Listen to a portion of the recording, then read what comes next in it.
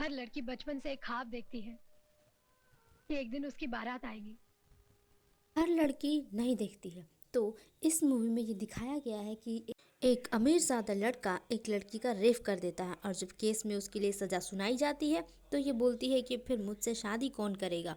उसके बाद उसी क्रिमिनल के साथ इसकी शादी करा दी जाती है और उसके बाद ही राजा की बारात आती है, जबकि विक्टिम की बारात होनी चाहिए थी इस मूवी का नाम। पहले तो इसे 7 साल की जो सज़ा सुनाई गई है उसका ये पनिशमेंट झेल कर आए, उसके बाद ही विक्टिम की बारात आएगी, राजा की बारात तो नहीं आएगी। सोचो आपके साथ कोई बुरा से बुरा बिहेव कर रहा और आप इस इंतज़ार में बैठे रहो कि एक दिन तो वो सुधर जाएगा। वो एक दिन के लिए अपनी पूरी ज़िंदगी ख़राब करना चाहोगे? बिल्कुल नहीं, कभी नहीं। लात घूसे मुक्के लगाकर अपना जो भड़ास है उसे बाहर निकाल कर मूव ऑन करो। उस एक दिन के लिए अपने सपनों को तो चूर नहीं किया जा सकता। तो इस मूवी में दिखाया जाता है कि एक लड़की अपने राजा के आने का इंतज़ार कर रही है। मतलब जन्म हुआ, बड़ी हुई, अब राजा का इंतज़ार करेगी। फिर उसका शादी होगा, दूल्हा आएगा, राजा उसे ब्याह कर ले जाएगा, फिर उसकी ज़िंदगी बद से बदतर बना देगा और उसे एक नरक में धकेल देगा। और उसमें विलन भी खुद ही रहेगी और हीरो भी खुद ही रहेगी। तो आप क्या बनना पसंद करोगे, विलन या हीरो? पुराने ज़माने में लड़कियों के लिए कोई लक्ष्य था ही नहीं, बस दूल्हा आएगा, उसकी शादी होगी, ब्याह होगा, बस कहानी ख़त्म। जीवन भर वो इसी इंतज़ार में रहती है कि मेरी शादी होगी, कोई राजकुमार आएगा। और खाना तो लड़कियां ही बनाएंगी घर पे, चाहे कितना भी अच्छा खाना क्यों ना बना ले, लेकिन वो सिर्फ बनने नहीं दिया जाएगा। इतना ही अच्छा खाना बना लेती है तो उन्हें सिर्फ बनने का मौका दिया जाना चाहिए, लेकिन नहीं, वो घर का ही खाना बनाएंगी। एक बच्चा भागा भागा हुआ आता है, उसके पीछे बहुत लोग भाग रहे होते हैं। सरदार जी बोलते हैं कि तुम लोग क्यों इस बच्चे के पीछे भाग रहे हो? सारे लोग बोलते हैं ये चोर है। तो बताते हैं कि वहाँ पे मैटर सुलझा देते हैं किसी भी तरह से, ठीक है, और सब लोग वहाँ पे घर चले जाते हैं। उसके बाद सरदार जी उस बच्चे को लेकर बोलते हैं तो मेरे साथ चलो। वो बोलता है कि नहीं, आप अपना बिजनेस देखो, मैं अपना बिजनेस संभालता हूँ। तब वो बोलते हैं, तब बातों बातों में पता चलता है कि वो बच्चा अनाथ है। तब सरदार जी उसे बोलते हैं कि तू मेरा बेटा बनेगा, और दोनों में दोस्ती हो जाती है और दोनों घर चले जाते हैं। उसके बाद उस बच्चे को लेकर सरदार जी अपनी दुकान पे जाते हैं। तब पता चलता है कि एक पुलिस आ गई। वो उससे हाथ जोड़ते हैं कि बच्चा अब से कोई भी गलत काम चोरी नहीं करेगा। तभी पुलिस वाला भी हाथ जोड़ लेता है और इससे पता चलता है इस सीन में कि सरदार जी बहुत ही दिलदार है। वो गरीब लोगों की मदद करते हैं क्योंकि उनकी खुद की कोई फैमिली नहीं है। बड़े ही दिलदार किस्म के व्यक्ति है। वहीं दूसरी सीन में दिखाया जाता है कि एक गरीब एक अमीर इंसान से भीख मांग रहा होता है जिसका नाम है राय बहादुर। गलती से वो गरीब कार से टकरा जाता है जिसकी वजह से कार में चोट आ जाती है, किसी तरह से नुकसान हो जाता है। तब राय बहादुर बोलता है कि राय बहादुर वो चीज़ को इस्तेमाल कभी नहीं करता जिसमें थोड़ा सा भी दाग आ गया हो, और कोई जल्दी से सिक्योरिटी बुलाओ और इस भिखारी को यहाँ से भगाओ। उसके बाद फिर वो अपने बेटे से बात कर रहा होता है कि इतनी बड़ी डील हाथ से कैसे निकल गई, और बोलते बोलते दोनों में बहस हो जाती है। और इस बात से उसका बेटा नाराज़ होकर वो बोलता है कि आप पैसों को ज़्यादा मानते हो, इंसान को कम मानते हो, इसलिए मैं अब कंपनी को छोड़कर मैं चला जाऊंगा। वो बोलता है तुम्हारे चेहरे पे जो चमक है वो मेरी वजह से है, तुम जैसे ही बाहर निकलोगे तुम्हारी चमक धूमिल पड़ जाएगी। उसके बाद फिर उसका साला आकर दोनों को समझाता है और बोल, ये बड़ा बेटा जिसका नाम जो कुछ भी है मुझे याद नहीं ढंग से, वो एक खत लिखता है और बोलता है मैं घर छोड़कर जा रहा हूँ। तब उसका मामा बोलता है कि तुमने अपनी वाइफ को बताया, और ये बोलता है वाइफ को बताने की क्या ज़रूरत है, जहाँ हस्बैंड रहेगा वहाँ वाइफ रहेगी। लेकिन इसकी वाइफ बहुत ही समझदार होती है, वो इस बात को नहीं मानती। बोली कि जहाँ हस्बैंड रहेगा वहाँ वाइफ की रहन वहाँ वाइफ को रहने की कोई ज़रूरत नहीं है, वाइफ जहाँ चाहे वहाँ रह सकती है। उसके बाद इस सीन में दिखाया जाता है कि उसकी वाइफ पैसों की लालच में अपने हस्बैंड का साथ नहीं देती है। फिर इसका हस्बैंड बोलता है कि देखो अभी तुम्हें पैसे की ज़रूरत है, तुम्हें पैसे मिल रहे हैं, लेकिन जब तुम्हें पति की ज़रूरत पड़ेगी तब मैं नहीं रहूँगा। वो बोलते जाओ, कभी ज़रूरत ही नहीं पड़ेगी तुम्हारी, टाटा बाय बाय। फिर ये बोलती है कि लगता है इसका दिमाग सठिया गया है, अब मुझे ही कुछ करना पड़ेगा। फिर वो अपनी बहन और भाई को बुलाती है और बोलती है कि राज पे डोरे डालना है क्योंकि मेरा हस्बैंड संन्यास लेना चाहता है, वो इस महल को छोड़कर जाना चाहता है। तो अब राज के हाथ में पैसे आएंगे तो मेरा क्या होगा, इसलिए अपनी छोटी बहन को उस पर डोरे डालने बोलती है। हाँ, इस सीन में देर रात तक मौसी और माला बारिश में भीग रहे होते, घर जाने को कोई गाड़ी नहीं मिल रही होती है। तभी राय बहादुर का छोटा बेटा, जिसके पास मौसी काम करती है, वो उसे लिफ्ट दे देता है और उसे गलत तरीके से देख रहा होता है। फिर जब मौसी और माला घर पहुंचते हैं तो तारजी बोलते हैं कि सुनो, तुम्हारे तो दिन बहुत अच्छे हो रहे हैं, तुम अब गाड़ी से आती जाती हो। फिर वो बोलती है नहीं, छोटे साहब छोड़ने आए हैं। फिर वो देखता है कि उसकी बेटी भी साथ में है। तब वो बोलता है एक बहुत शानदार लाइन जो सबको पसंद आती है पूरे फिल्म में। वो बोलता है मेरी बेटी, अगर कभी ऐसा हुआ कि मेरी बेटी सड़क पे किनारे मर जाए तो तुम उसे घसीट कर लाना, किसी अमीरजादे के गाड़ी में मत लाना। और ये लाइन बहुत ही ज़्यादा दमदार रहती है। ये उस पूरे फिल्म को बताती है इंसान की नीयत किस हद तक ख़राब हो सकती है। फिर अगले सीन में दिखाया जाता है कि माला की दोस्त उसके घर पे आवाज़ देती है साथ चलने के लिए। उसी रास्ते में उससे वोमिटिंग होने लग जाता है और वो ऑटो से उतरकर वोमिटिंग करने लगती है। उसी समय ऑटो वाला अपना दिमाग लगा लेता है और बोलता है ज़रूर कुछ गड़बड़ है, होगा नहीं तो हो जाएगा। उसी समय माला ऑटो वाले के साथ में भिड़ जाती है और अपने प्रश्नों का बौछार कर देती है, जिसका आंसर नहीं दे पाने के बाद वो ऑटो वाला वहाँ से तुरंत निकल जाता है और वो समझ जाता है कि अब यहाँ दाल गलेगी नहीं मेरी।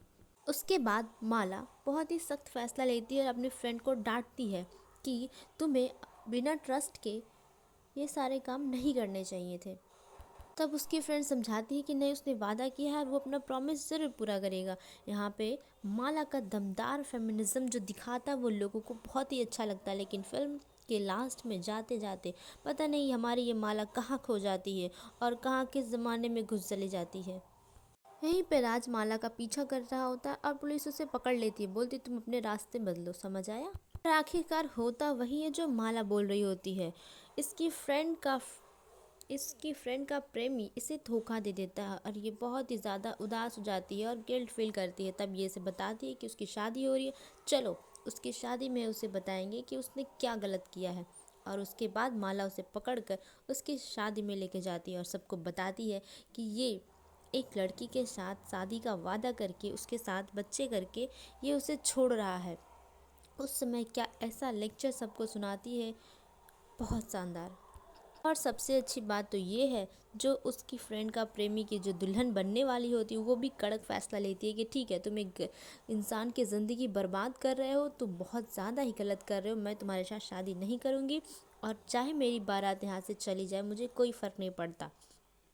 उसका साथ देने के लिए माला भी वहीं पे होती है।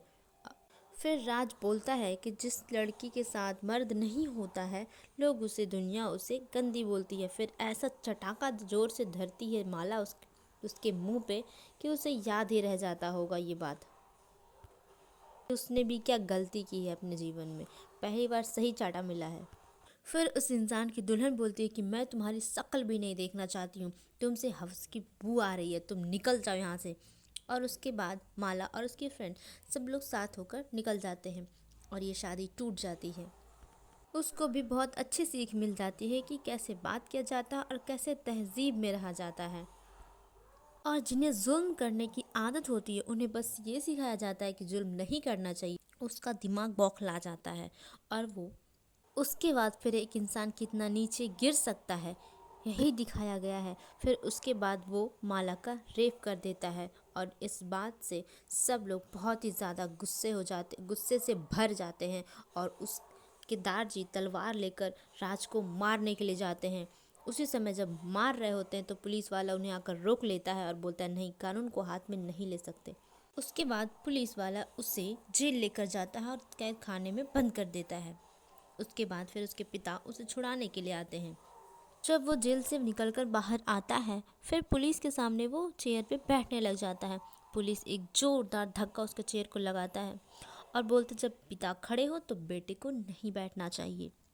तो वकील वाला बोलता है लेकिन इसके पिता तो बैठे हैं। तब वो बोलता है कि ये बेटा नहीं, एक क्रिमिनल है और इसका पिता कानून है और पुलिस, तो मैं बैठा हूँ तभी ये बैठेगा। तो बोलते हैं चाहे कितनी भी कोशिश कर लो लेकिन एक मुजरिम को उसके गुनाहों से तो नहीं बचा सकते तुम।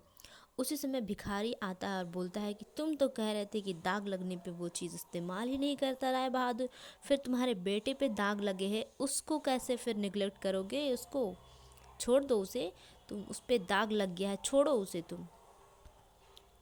उसके बाद उसकी बहू यहाँ आइडिया देती है कि उसे पैसे देकर ये केस को रोका जा सकता है, और ये बात सुनकर वो वही करने चाहता है। फिर उसकी नौकरानी बोलती है कि तुमने इतने गलत कर्म किए हैं कि मैं तुम्हारे घर अब काम नहीं करूँगी, और मैं यहाँ पे, वो बोलती है कि ठीक है तुम जा रही हो तो यहाँ पे वापस मत आना। वो बोली ठीक है मैं कभी नहीं आऊँ, मैं तो तुम्हारे महल पे थूकने भी ना आऊँ, और ये बात बोलकर वो निकल जाती है।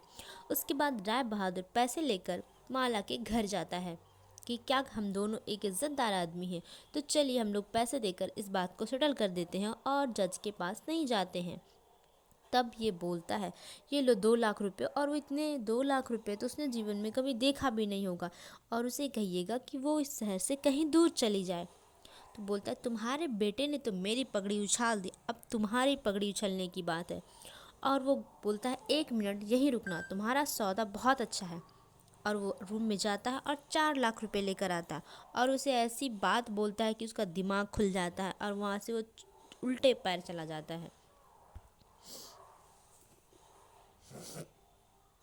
फिर राय बहादुर एक बहुत बड़े वकील की खोज करता है। वो वकील कभी भी एक भी केस हारा ही नहीं। उसके बाद अगले सीन में दिखाया जाता है कि माला और दार्ची वकील के पास जाते हैं। तब वकील बोलता है कि बलात्कार, ऐसे केस में वकील बहुत ही ज़्यादा खराब खराब अजीब अजीब से सवाल करता है पीड़ित से। तब दार्ची बोलते हैं जब इस तरह के सवाल होंगे तो मैं ये केस नहीं लड़ूंगा, और उसी समय बोल्डली माला खड़ी होती है और बोलती है मैं लड़ूंगी, वो किसी भी तरह का सवाल करे मैं उसका जवाब देने के लिए तैयार हूँ। उसके बाद वकील बोलता है ठीक है, ये बहुत ही अच्छा कॉन्फिडेंस है तुम्हारे अंदर, और काश इतना ही कॉन्फिडेंस भारत की हर एक महिलाओं में रहे, और वो इस फिर तो उन्हें जीतने से कोई नहीं रोक सकता।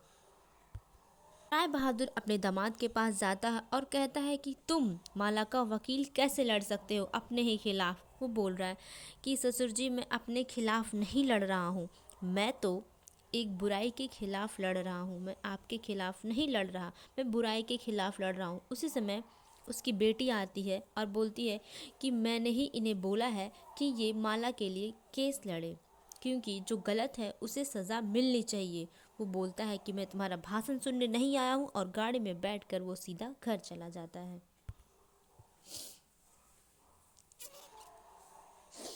इससे पहले कि वकील कुछ पूछे, माल अपने शब्दों से उसके छक्के छुड़ा देती है। उसे बोलती है तुम्हारे पॉकेट में हरे हरे नोट देने की वजह से तुमने अपनी ज़मीर बेच दी, अगर इसी तरह तुम अपनी ज़मीर बेचते रहे तो एक दिन मेरी जगह तुम्हारी बेटी खड़ी होगी, और ये पैसे कुछ काम नहीं आने वाले, और ना ही तुम्हारे गले से आवाज़ निकलेगी।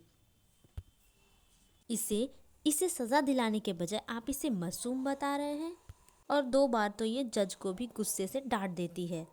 माला उसे बोलती है कि तुम जैसे वकील को जन्म देने के बाद तुम्हारी माँ भी पछता रही होगी। जिस देश में औरतों को पूजा जाता है उसी देश में औरतों को न्याय तक नहीं मिल रहा है। याद रखो एक बार द्रौपदी को भी नंगा किया गया था और उसके खानदान का एक भी वंश नहीं बचा है, तो सुधर जाओ तुम लोग सारे।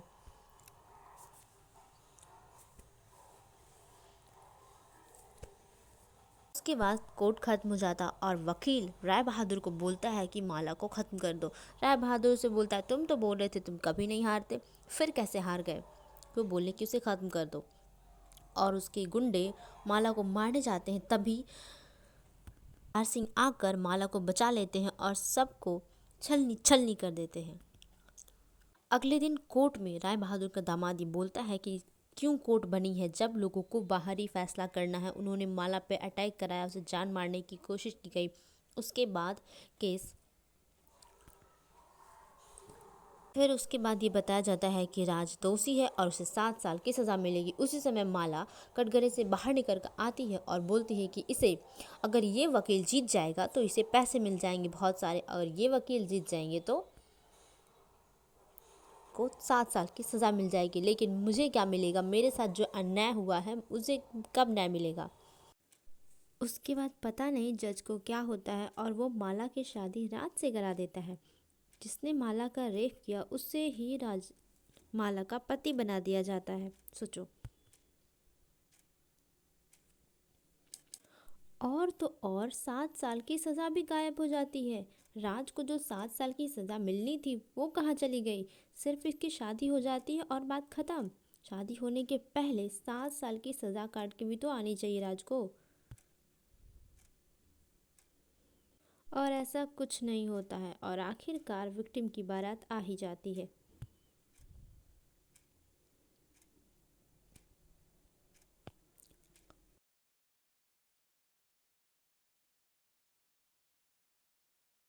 जहाँ कहीं भी औरतों के साथ बुरा होता था तो माला खुद ही बोल्डनेस शो करती थी, और वहीं जब इसका खुद का पति कर रहा है तो अब ये शांत रहेगी। उसे पति बनाकर उसके सारे अत्याचार सहन करेगी। क्या बकवास है।